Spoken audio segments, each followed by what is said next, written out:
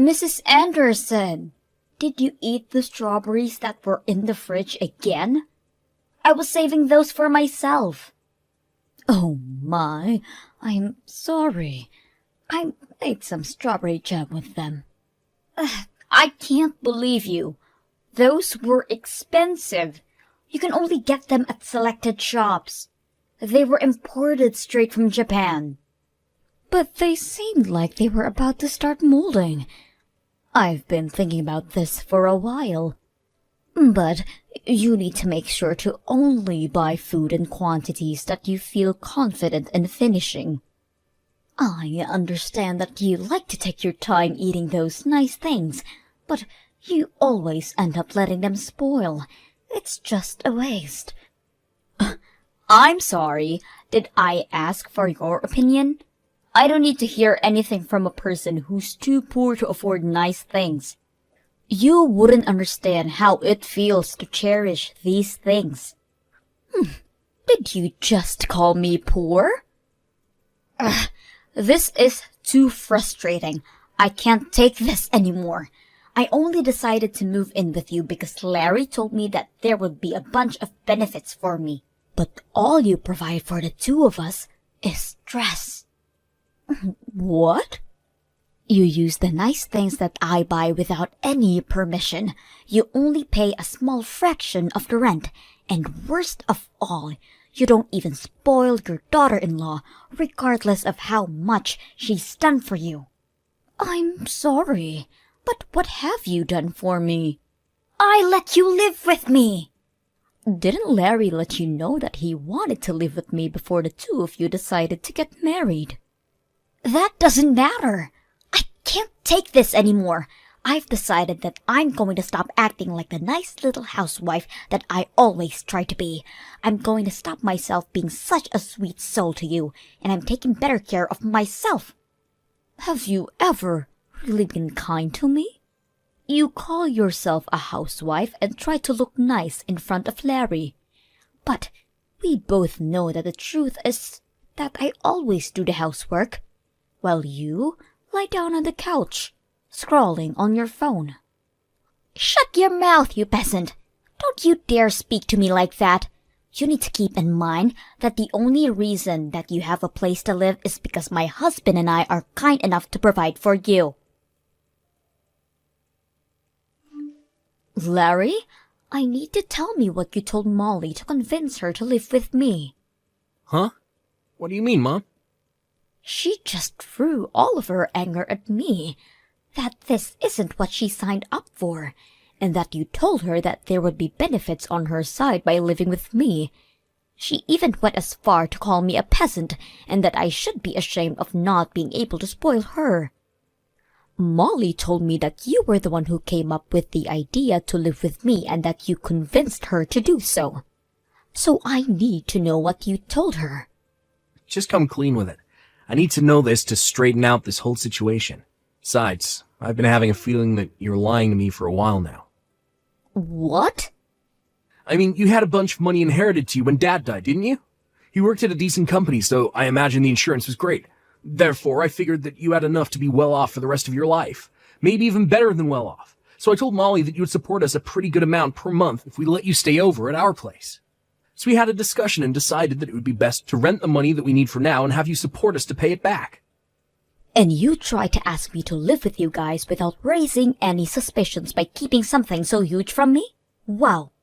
I remember how happy I was when Molly told me that she wanted to keep me close for when I grew old. It was all about just money, huh? You don't have to say it like that, Mom. Don't you enjoy our company? After finding out about your motives, no, I don't. You turned Molly into a cold-hearted liar. Now all she does is complain about my presence and call me poor. I should never have even bothered living with the two of you. So explain everything to Molly right now. That there was never a conversation about me providing for the two of you and that you lied about it. And while you're at it, apologize and tell her that you'll single-handedly provide for her from now on. What? How did our conversation end up in that direction? You're supposed to be understanding and help us more with future payments. Why would I do that? Because Molly isn't the same girl as the girl I met either. Ever since my salary started going down, she's been constantly irritated about my presence too. Thanks to that, she and I haven't been doing so well as a couple. I can't say that I didn't notice how her behavior towards you had changed as well. Even in this situation, I believed that you would help me. Because you're my mother, and that's what mothers should do for their sons. But you didn't even bother offering help. And now you're trying to abandon me in this situation and leave everything in my hands. Don't you see how harsh you're being? You're my mother, so do something. Are you kidding me? How old are you? Someone your age needs to pick up their crap and finally become independent. I'm the one who should be asking you if you're kidding me right now. What kind of mother behaves like that to her son? If you're going to be so cold, then fine. I see how it is. I could kick you out of the house as soon as I want. You are going to kick me out? Even though you're the one who suggested that I live with you in the first place. If that happens, you're going to be in big trouble, aren't you? You sold our house and all of the land that you owned before moving in with us. You have nowhere to go back to, right? You don't want to become homeless at that age, do you? All you have to do to avoid that outcome is to stay in that house and keep paying your rent to us. I can't believe this. You're threatening me. I've raised my son into a monster. Come on, I'm just negotiating, Mom. Besides, you still have the money that you earned by selling our old house, didn't you? I'm sure it wouldn't hurt to pay a little bit of rent every month. I look forward to our business together. Well, we couldn't have had such a nice house without you, so thank you for your support. When are you going to pay your rent for this month? Larry told me that you would be paying $3,000 for rent this month. Why have you not still paid us? What? 3,000? What kind of joke is that? Are you telling me that Larry lied to me again? Why does he always lie to get out of trouble when he knows that he's going to get caught? Never mind then. I'll just tell you myself.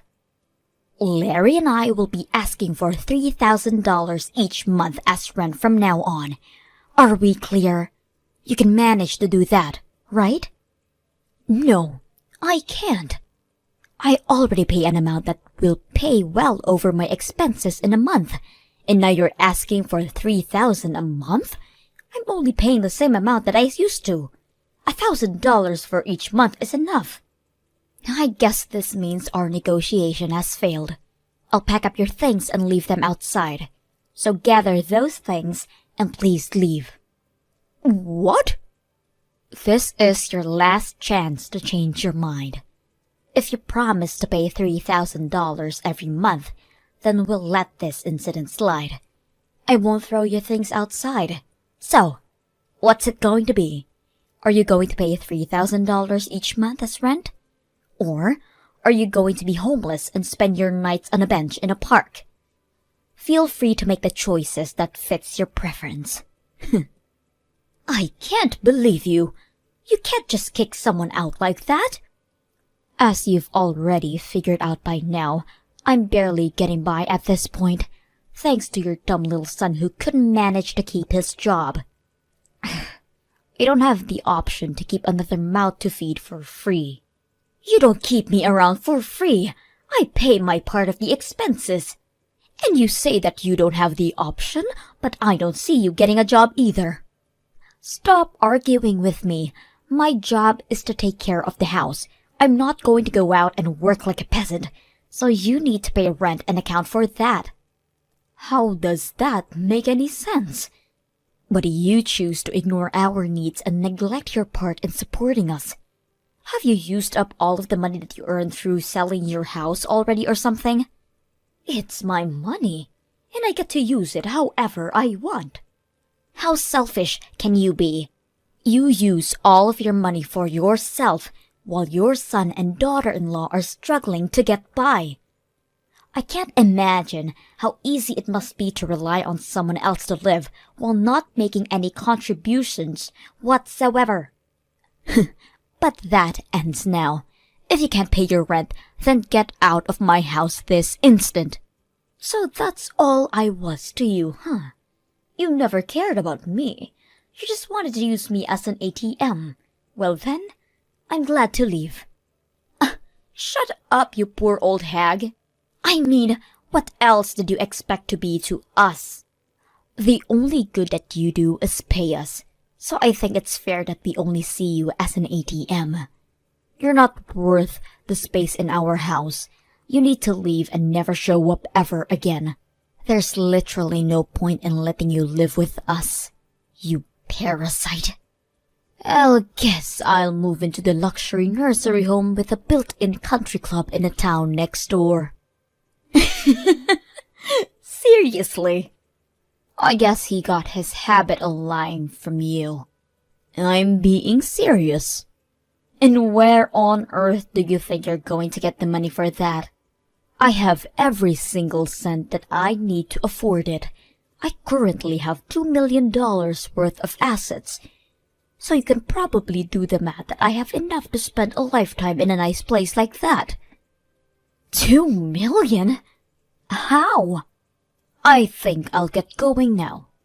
I promised my friend that we would go have some tea together, so I'll go do that. As a matter of fact, I'll stay at a friend's house for the night, so please leave my things at your front door. I'll be moving into my dream environment after that, so you won't have to see me ever again. I can't tell if you're joking. You're kidding about the $2 million, right? Even if your husband passed away and left an inheritance, $2 million is unrealistic. Oh, it's not my husband's. I made it myself when I was younger. What? Yes, I bought some real estate with the money that my husband left behind, so I have $5 million if you include that. I hit the jackpot with the apartment I bought and started renting out. You have $5 million? How? Because I plan ahead and save up money before I make financial decisions, unlike your dumb little husband. The whole situation doesn't make any sense. Even your son hasn't told me anything about money like that. I'm sure he'd be aware if you had the assets like that. I've actually never mentioned it to him before. I sold the company that I was running at the time as soon as he was born. So, you sold your company? You're trying to tell me that you were a business owner? Yes, that's exactly what I'm trying to tell you. I was a big risk-taker when I was younger. I started lots of businesses, and most of them failed, but one of them really took off, and it expanded to a pretty good scale. I can't believe this. I married my husband right after that, though. So, I ended up selling the company for a pretty good time. I found it more important to marry and devote myself to the love of my life. Therefore, I sacrificed the potential of becoming a billionaire to pursue it. How could you sell your company for a reason like that? Are you stupid? Do you think so? Because through my eyes, it seems like you and I are doing the exact same things, quitting our jobs to become housewives. I just wanted to support my husband with everything I had, so I did exactly that. He was very kind, but he had trouble balancing his tasks, so I had to step in all of the time, and I enjoyed it a lot. The money that I got was just a bonus. And that's how you got $2 million? Exactly. So that's probably why Larry never mentioned it to you. He simply only knew me as a housewife. The subject just never came up, because we were all happy with the situation that I created. My brain can't keep up with all of this. Then, you can look it up the internet tonight. The company is still pretty large in scale. I'm sure you can find my Wikipedia or something as its founder. Mom, what do you mean you used to own a business? Why did you never tell me about this? And your savings? That should have been the first thing to bring up when you started living with us. Let me ask you this. Why would I have to tell you what my savings are? In fact, why should I even financially support you? Are you serious? Yes, I'm serious. This is my money, so I get to use it however I want to. Is there some type of law that obligates me to help you out because I'm your mother? But I'm your son. Isn't helping me out when I'm struggling the normal thing to do? You don't get it, do you? I'm not going to help you, especially because you're my son. I care for you, so I need you to learn how to keep going on your own. Come on, Mon, don't be like that. Look, I'm sorry about all of the things that Molly said to you. I really am.